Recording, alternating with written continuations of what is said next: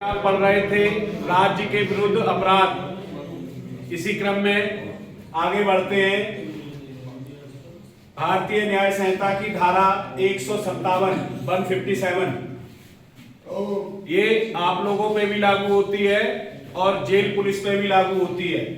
उपेक्षा से लोक सेवक का ऐसे कैदी का निकल भागना, सहन करने का मतलब है आपके द्वारा लापरवाही की गई और वो भाग गया। कौन सा कैदी है? जो या तो राज कैदी है या युद्ध कैदी है। जो कोई लोक सेवक होते हुए किसी राज कैदी या युद्ध कैदी को जो कस्टडी में रखते हुए लापरवाही से ऐसे कैदी का किसी पररोध बंद स्थान से, जहां उसको पररुद्ध किया गया है, जिसमें ऐसा कैदी पररुद्ध है, बंद किया गया है, निकल भागना सहन करेगा तो उसे 3 साल का कारावास या जुर्माने से दंडित होगा।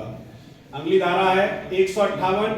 ये उनके लिए है जो उसे ऐसे भगाने में मदद करेंगे, मतलब उसके साथी या उसके चाहने वाले, इसके राज कैदी के और युद्ध कैदी के।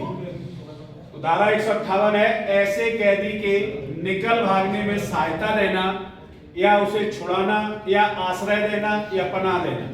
जो कोई यह जानते हुए कि किसी राज कैदी या युद्ध कैदी को विधिपूर्ण अवरक्षा से निकल भागने में मदद देगा, किसी भी तरह की मदद हो सकती है, अभी मैंने आपको 2 एक उदाहरण भी बताए, ऐसे कैदी को छुड़ाएगा या ऐसा छुड़ाने का प्रयास भी करेगा तो भी धारा 158 लग जाएगी। उसमें संश्रय देगा, पनाह देगा या ऐसे कैदी को फिर से पकड़े जाने का प्रतिरोध करेगा। मान लीजिए वो भाग रहा है, आप दौड़ के उसको पकड़ रहे हैं तो आपका विरोध कर रहा है, आपको धक्का दे दिया जिससे आप डिसबैलेंस हो गए।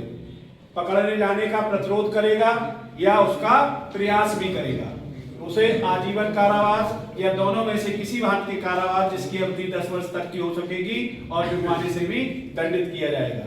देखिए इस तरह से प्रश्न आएंगे। एक लोक सेवक अपने उपेक्षापूर्ण आचरण से एक राज कैदी या युद्ध कैदी की अवरक्षा से निकल भागने को सहन करता है तो उस लोक सेवक ने बीएनएस की किस धारा के अंतर्गत परिभाषित अपराध किया है? तो अभी आपने पढ़ा धारा 157। इसी तरह ये प्रश्न आएंगे। ओके।